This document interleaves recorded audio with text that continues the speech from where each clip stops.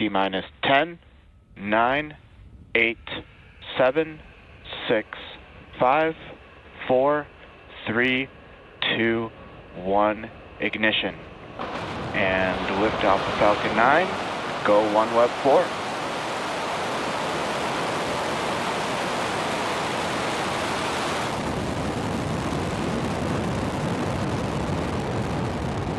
Vehicle is pitching downrange.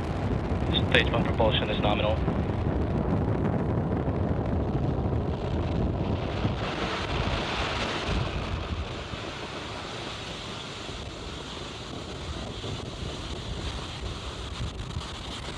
So at T plus 33 seconds, Falcon 9 has successfully lifted off from Slick 4E at Vandenberg, carrying the 20 Eutelsat OneWeb satellites.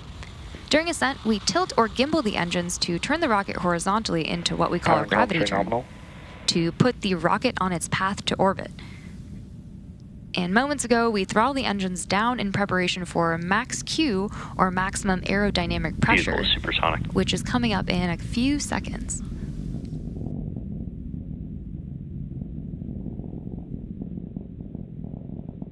Max Q. So we just had max Q, and the rocket typically needs to go 28,000 kilometers per hour, or about 17,500 miles per hour, horizontally in order to avoid being pulled back down to Earth by gravity and get into orbit. Now we have five events coming up in quick succession: MECO, stage SEP, SES-1, and boost back burn, which starts bringing the first stage back to the launch site, and then fairing deployment, when the fairing halves will separate from the second stage. So we have MECO in about 30 seconds from now.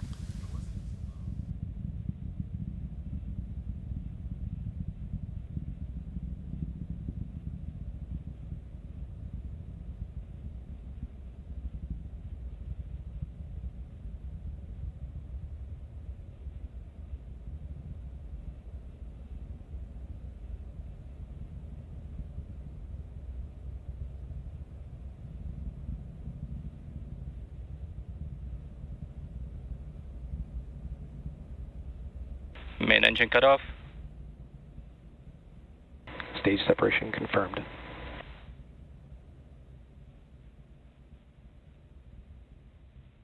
MVAC ignition. Stage 1 boost back startup.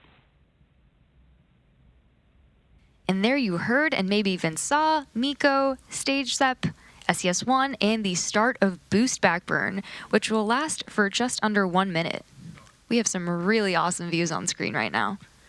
And coming up next, we have fairing separation, which is in a few seconds.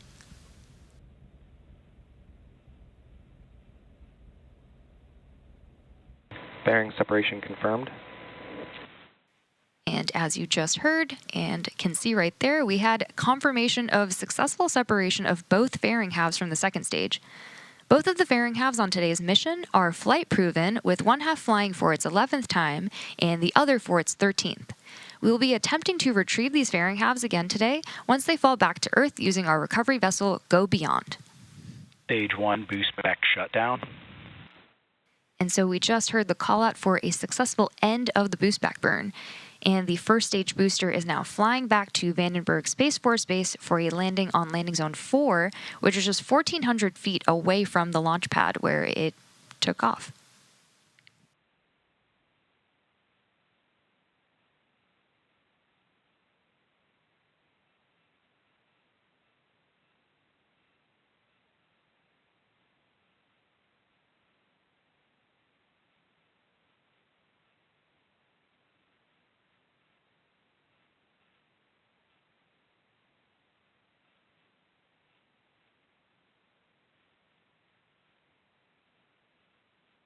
It's now T plus 4 minutes and 17 seconds into today's mission, and we're currently in the first of 2 planned MVAC burns before satellite deployment. Just over 6 minutes into flight, you should see the start of our first stage's entry burn, and for the entry burn, we relight 3 M1D engines 1, 5, and 9, which slow down the vehicle as it passes back into the Earth's atmosphere. And we slow down to reduce re-entry forces, which helps us recover and reuse the first stage. During the entry burn, Falcon 9 is decelerating by firing its Merlin engines, but we're still moving really fast. And this causes the vehicle to fly through Merlin's exhaust gases, also known as the rocket's plume, and that deposits a layer of soot on the vehicle surface. And that soot comes from the carbon-based fuel that Falcon 9 burns.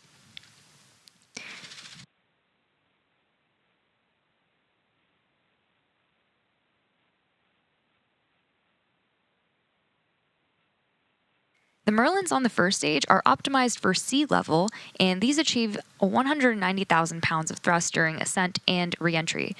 The MVAC engine is optimized for 220,500 pounds of thrust in vacuum, and on your screen you'll notice a shorter nozzle that's attached to the Merlin vacuum engine. And our teams use a shorter nozzle when we don't need as much performance to get the payload to its final destination. But we still fly full-size MVAC nozzles on missions that require a more significant amount of thrust from Stage 2 or ones that contain a heavier payload. Entry burn is going to come up shortly, and so we should be able to see that on Stage 1 when the engines relight.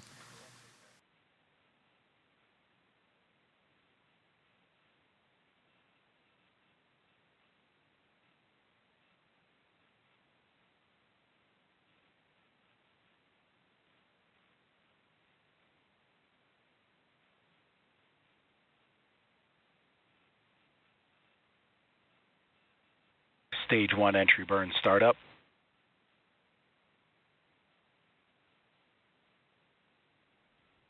So entry burn has just begun.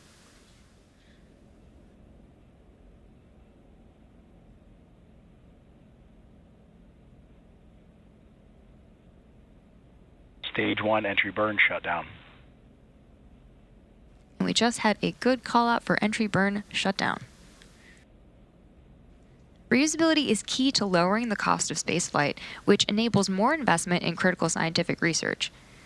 And the Falcon 9 first stage that is supporting today's mission just performed that entry burn for its 7th time. And this booster has previously supported the USSF 62 mission as well as 5 Starlink missions. We're now waiting for the first stage to land at landing zone 4. Stage 1 FTS has saved. Stage 1 transonic. Good call-outs there, where Falcon 9 is slowing. The Stage 1 is slowing down. Landing burn should be coming up shortly. Stage 1 landing burn.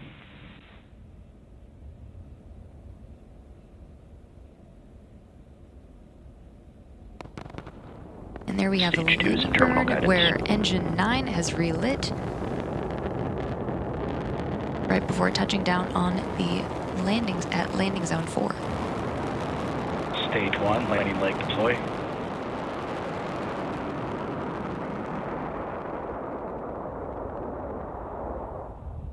Stage 1 landing confirmed. And there you have it. That landing Stage marks 2 SpaceX's FTS 357th recovery of an orbital class rocket, including first stage landings for Falcon 9 and Falcon Heavy.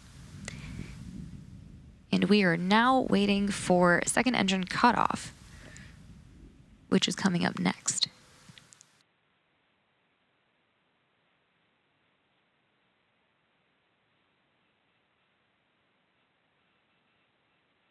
Nominal orbital insertion. And we just had SECO 1 and good confirmation of nominal orbital insertion. So the second stage is now embarking on its coast phase, which we're going to take a short break for. And after the coast phase, we will relight that MVAC engine for a second time around the T plus 55-minute mark, and that will be followed by payload deploy. So we'll see you back here in about 45 minutes.